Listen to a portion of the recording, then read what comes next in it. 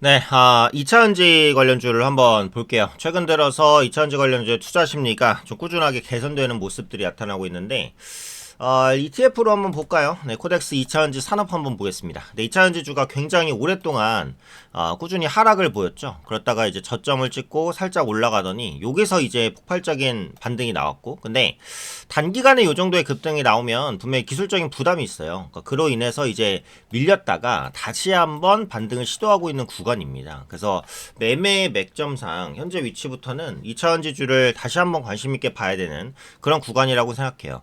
특히 코스피가 계속해서 좋은 모습을 보였고 최근에 코스닥도 올라가면서 섹터적으로 이제 기술적인 부담이 적은 종목이 별로 없습니다. 그래서 주가가 좀 많이 올라온 종목들이 많기 때문에 신규로 접근하기에는 분명히 부담스러운 부분들이 있을 수 있는데 2차 전지는 이제 그런 부분에서는 상당 부분 자유롭다라고 볼 수 있을 것 같아요. 그러니까 기술적인 부담이 없어서 충분히 좀 올라갈 수 있는 여력들이 있다 이렇게 이제 볼 수 있을 것 같고, 자 그리고 그 요즘에 그 AI 때문에 전력 부족 얘기가 계속 나오잖아요. 그죠? AI로 인해서 전력이 말 그대로 그냥 폭발하고 있습니다. 정확히 말하면 이제 AI 데이터 센터죠. AI 데이터 센터가 말 그대로 이제 전기 먹는 하마여서 엄청난 전력들을 쓰고 있는데 공급되는 전력 자체는 조금 부족해지고 있습니다. 그러니까 AI 데이터 센터가 아니라도 전력 공급은 좀 부족해질 수 있었어요. 왜냐면 러시아와 우크라이나가 전쟁하면서 러시아의 천연가스를 유럽에서 쓰기가 조금 어려워졌습니다. 그러니까 이런 부분들 때문에 에너지의 전체적인 공급이 줄죠. 그 다음에 장기간 계속되었던 탈원전 기조 때문에 원전 기술이 죽어버린 국가들이 많습니다. 그래서 지금 원전을 살리려고 부랴부랴 노력하고 있지만 쉽지가 않은 그런 모습이죠. 신재생 에너지 정책 때문에 그렇다라고 볼 수 있을 것 같고요. 그래서 그리고 이제 석탄 발전이나 이런 부분은 거의 다 폐쇄가 됐어요. 환경 문제 때문에. 그래서 실질적으로 이제 에너지 공급은 살짝 줄어들고 있는데 여기에다가 플러스로 AI 전력 수요가 폭발하다 보니까 공급은 줄고 수요가 늘어나면 어떻게 됐습니까? 에너지 가격은 폭등합니다. 그죠? 그래서 젠슨 왕이 AI 시대에서 중요한 것은 에너지다. 이런 말을 최근 했단 말이에요. 그래서 이런 부분들이 꾸준하게 이제 에너지주에 대한 관심을 키울 수밖에 없다. 그래서 AI의 전력 부족 문제는 결국은 뭐다? 2차 전지주의 기회가 된다라고 봅니다. 자, 왜 그러냐면 에너지, 그러니까 원전이든 신재생이든 지금은 안 하지만 석탄석유 발전이든 천연가스든 뭐 이런 에너지들을 대부분, 그러니까 가스는 아니겠지만 대부분의 에너지들을 어디다가 저장을 하냐? 배터리에 저장을 해요. 배터리에 저장을 합니다. 에너지를. 그죠? 근데 배터리에 이제 저장을 해서 그 배터리에서 또 빼서 에너지를 쓰는 거죠. 우리 휴대폰 생각하면 스마트폰을 이제 충전을 하죠. 충전을 하면 스마트폰 안에 뭐가 들어있습니까? 2차 전지가 들어가 있습니다. 그래서 2차 전지로 스마트폰을 충전을 하고 그리고 그 스마트폰을 쓰면서 그 에너지가 또 발산되면서 움직이죠. 그죠? 그러면 2차 전지에 이제 에너지를 세이브하고 그 에너지를 쓸 때 여기 들어오고 나가는 거죠. 들어오고 나갈 때 이 에너지가 100% 보존이 되냐면 아닙니다. 보통 한 85%, 많으면 90%이 정도까지밖에 보존이 안 돼요. 그러니까 2차 전지주의 에너지 효율을 높이는 것도 전력 부족 문제를 해결하는데 한 가지의 방법이 된다. 이렇게 보셔도 돼요.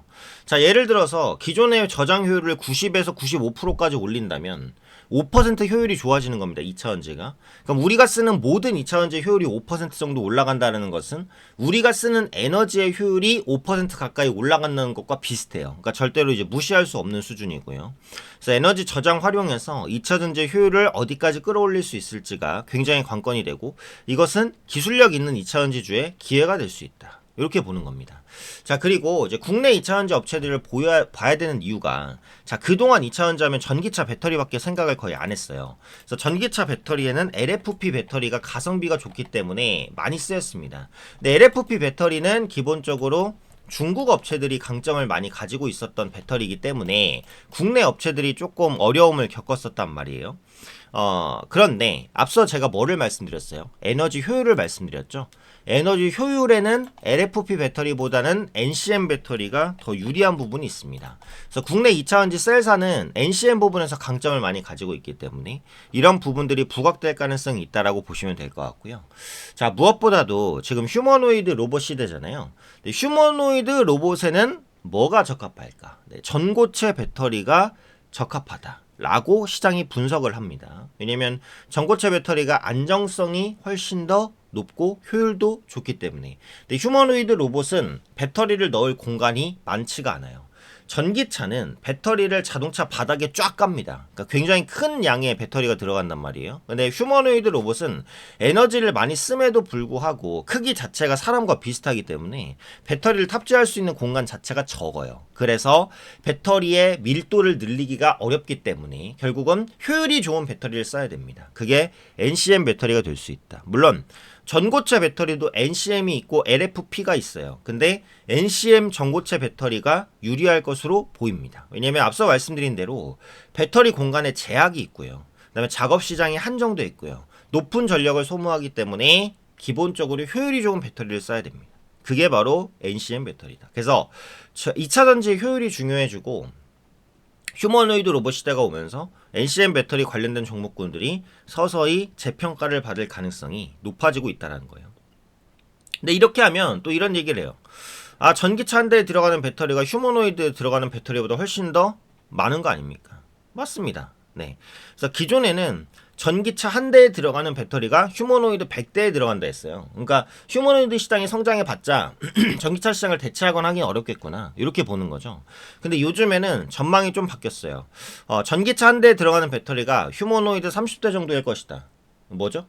휴머노이드에 들어가는 배터리가 생각보다 늘어날 수 있다라는 겁니다. 그래서 만약에 1대 30 정도라고 한다면 휴머노이드 시장이 빠른 성장을 보인다고 했을 때 전기차를 대체하지는 못하겠지만 전기차의 어느 정도의 보조원으로서는 작용할 수 있다는 거예요. 특히 지금 ESS 시장이 엄청난 고성장을 보여주고 있잖아요. 그래서 ESS 시장이 고성장을 보여주면서 여기에다가 휴머노이드 배터리까지 가세한다. 그러면 전기차 시장이 약간 부진하다고 하더라도 그런 부분을 만회하고 올라갈 수 있는 가능성이 충분히 열린다라고 보시면 되겠죠. 자, 그 다음에는 이제 전기차의 캐즘인데, 저는 지금 캐즘은 극복되는 구간이라고 봅니다. 지금 이제 전기차의 캐즘이 아직 극복이 안 됐다라는 논리로 북미 전기차 판매가 부진하다라는 걸 드는데요.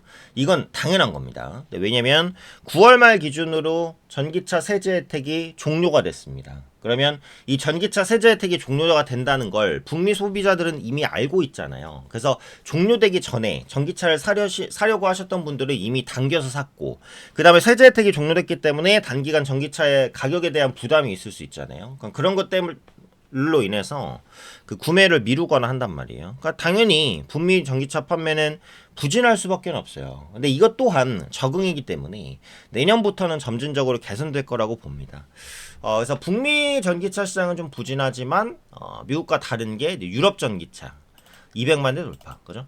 미국은 전기차 판매가 부진하다고 하더라도 유럽은 아니다. 유럽 전기차 시장이 빠른 회복세를 보이며 10개월 만에 누적 판매량 200만 대를 넘어섰고요. 이 추세가 이어지면 22년 기록한 연간 최대 판매량 넘어설 수도 있다는 전망이 나옵니다.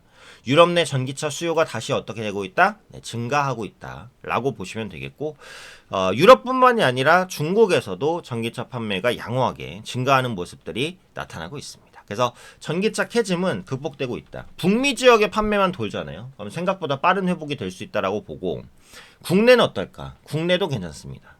올해 10월까지 이제 국내 전기차 판매량은 18만 9천 대. 네, 전년 동기비 57% 정도 증가를 했습니다. 이런 추세가 앞으로 이어질 가능성이 꽤 높다, 이렇게 보시면 될 것 같아요. 그래서 LG 에너지 솔루션 일단 보실 필요가 있겠죠. 기본적으로 셀 3사 중에서 LFP 모멘텀 그리고 NCM 모멘텀까지 이제 갖고 있는데, NCM 모멘텀이 조금 더 강한 대표주, 테슬라에 대한 공급 모멘텀까지 살아있다 라고 보시면 될 것 같고요.